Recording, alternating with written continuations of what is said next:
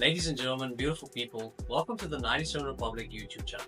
I react to news and live events of different sports. So I kindly ask that you hit the like button and the subscribe button, as that will really help this channel grow. And to ensure you don't skip a beat, click the notification bell as well. That way you can guarantee that you don't miss any of the action. Alright? So let's go.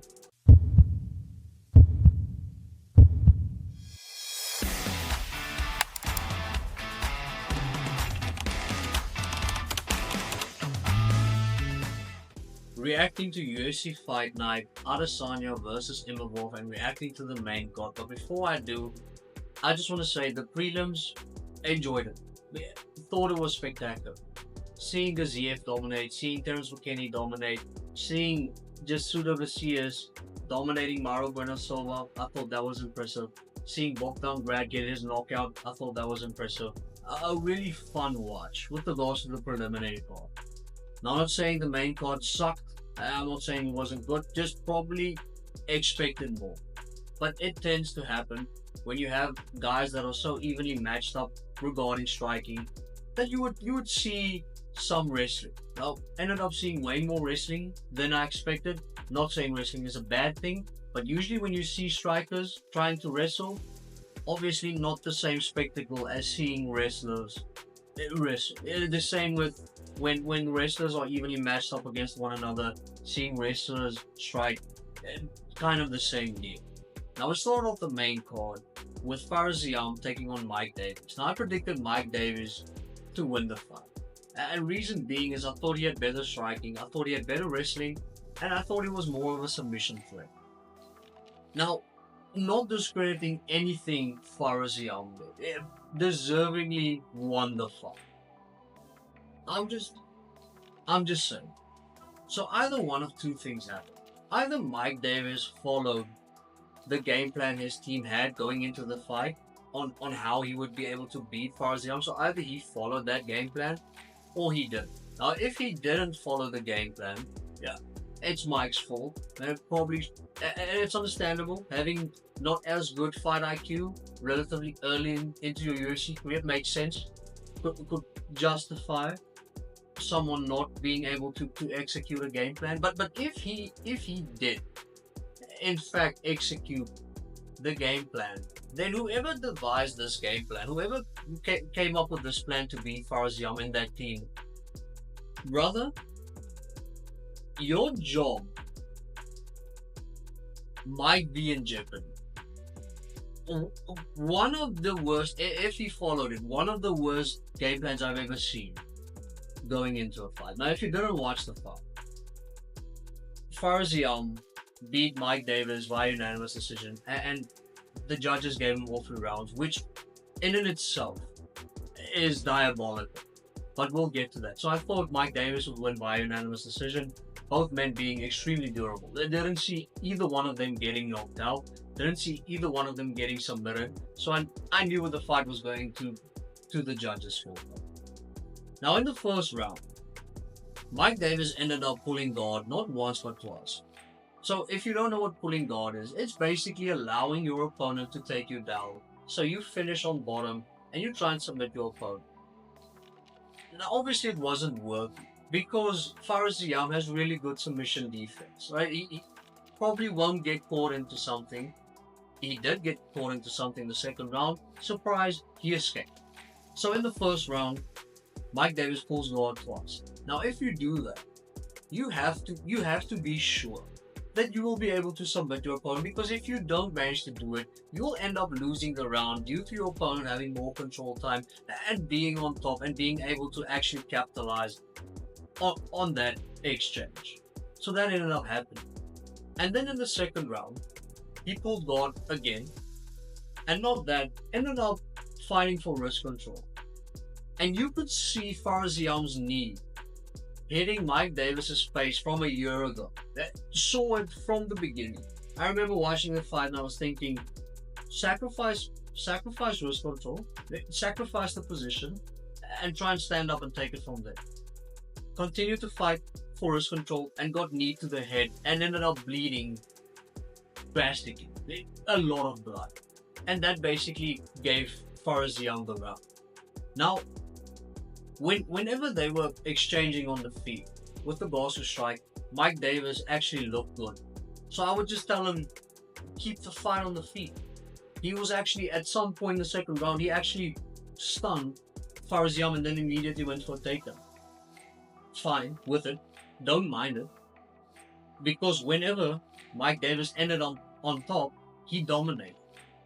So why would you then want to be on bottom with regards to a wrestling exchange? Why would you try and submit your opponent from the bottom?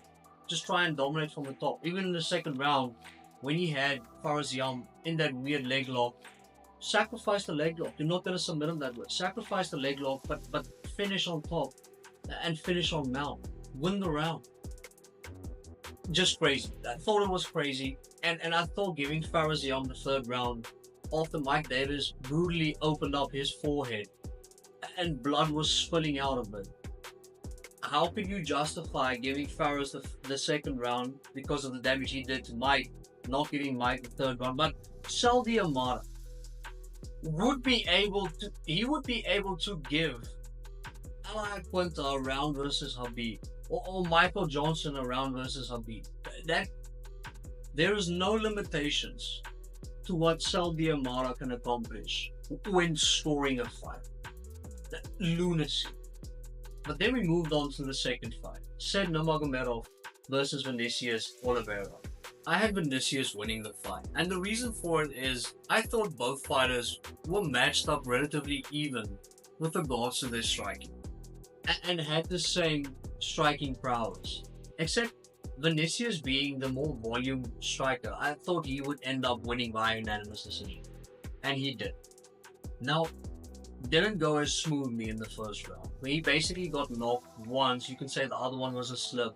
Sid Nurmagomedov was able to take Vinicius down, get a few takedowns, and won the round quite convincingly. Not a 10-8, but definitely a 10-9 for Sid Nurmagomedov. And at the time I saw the live props and I saw Vinicius plus 300. And I said, thank you.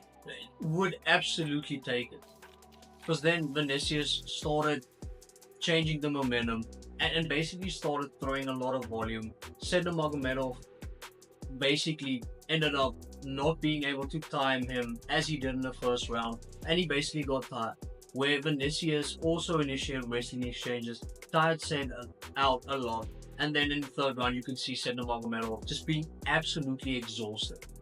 And then Vinicius ended up winning the fight. And in the first round it was funny, you could see Sid Nurmagomedov going for that guillotine whenever he had the smallest possibility of maybe being able to get. You saw him try and capitalize on it immediately, and Vinicius wasn't having any of that. Said, not this guy, not today. This neck off limits. So then I went 1-1, and then in the next fight in the heavyweight division, Sergey Pavlovich versus Rozenstruik. Now, didn't think the judges would be needed for this one, but it tends to happen. It tends to happen when you think it's gonna be one and done with regards to rounds, and it just ends up not being that. Seeing that since Sergey got knocked out by Tom Aspinall, that it felt like he was always trigger happy, and then all of a sudden he turns a little bit gun shy. And it happens. You're getting knocked out, not a fun experience at all. In fact, horrible. So it made sense. But I think if he actually pressed and pushed the pace more, he could have knocked out Jairzinho Rozenstruik. But it wasn't needed. He was cruising his way to victory. So all in all, Sergey Pavlovich winning by unanimous decision, that was fine.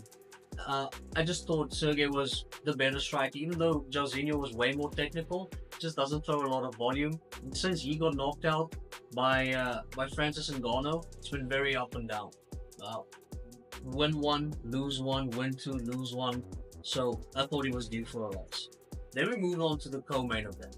But highly anticipated Shara Bullet Magomedov taking on Michael Venom Page. Now, I had MVP winning the fight. And the reason for it being is due to the fact that I thought MVP would knock Shara out. Wrong. Made a lot of mistakes leading up to the thought process regarding how I got there. But I had the right result. Yeah, kind of. And I just think and I spoke to a friend about it. I don't think anyone beats Michael Venom Page in a striking battle. It, it's like Stephen Wonderboy Thompson.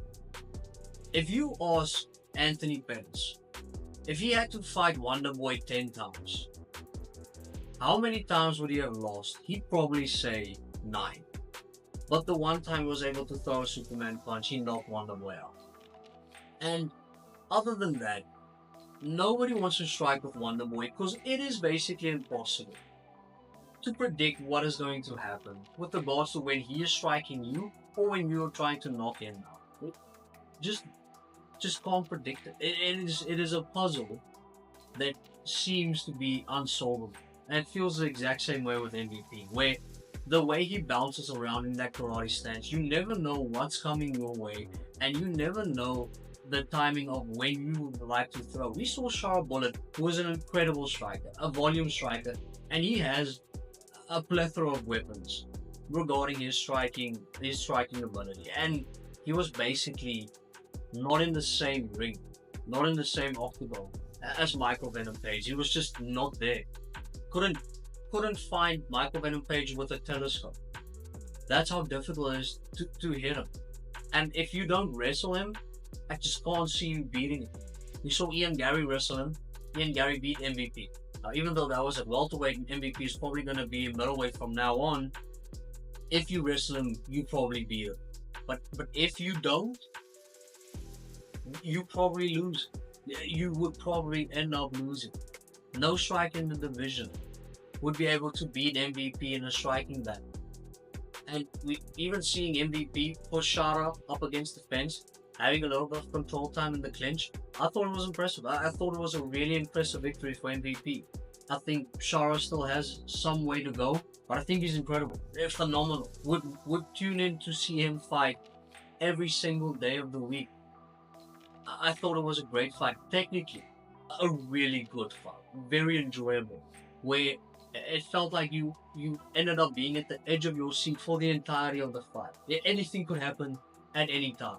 You would probably see Shara throwing a double back first, and then MVP throwing the same thing, probably 3 times. Spectacle. Enjoyed it.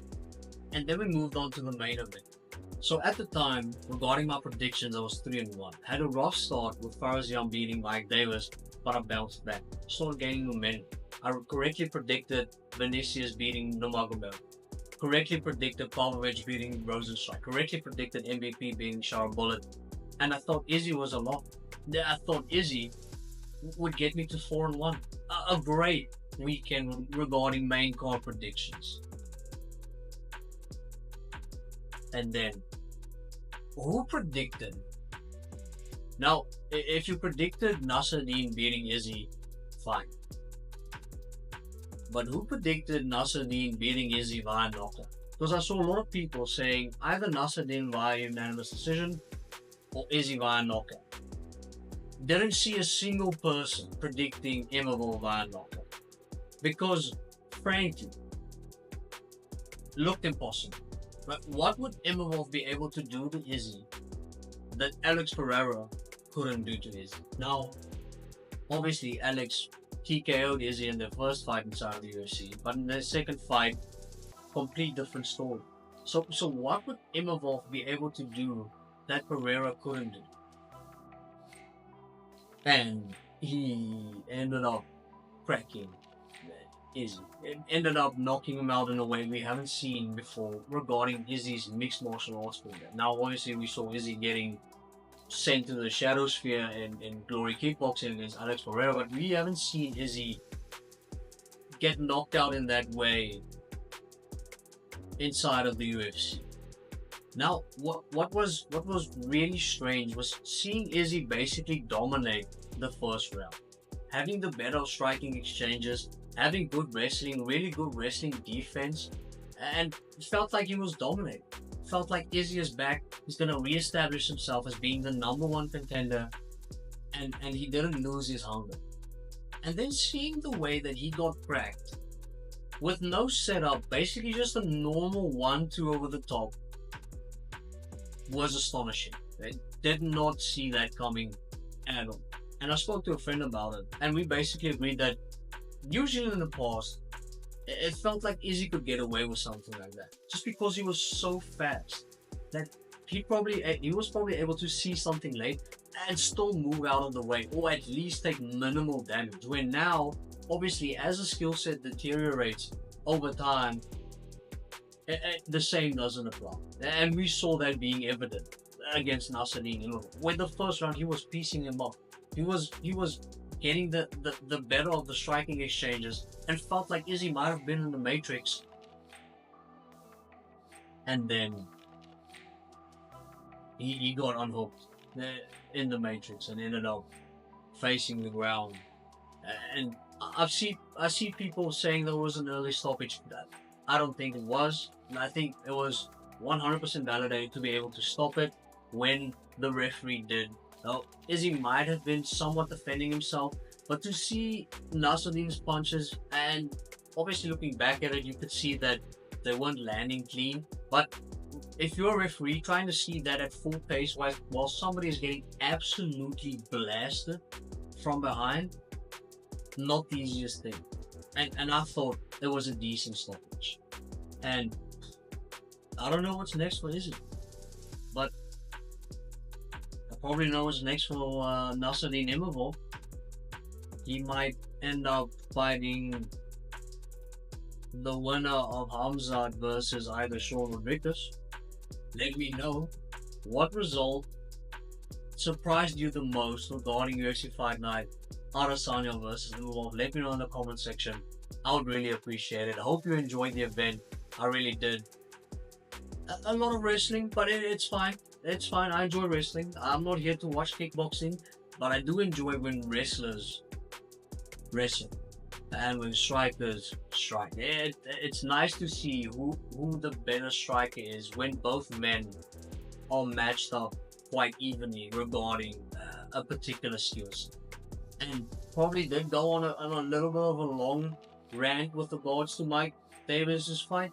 Just how I felt. It was strange seeing it. But I take my losses. I ended up being 3-2, 60%. That's performance.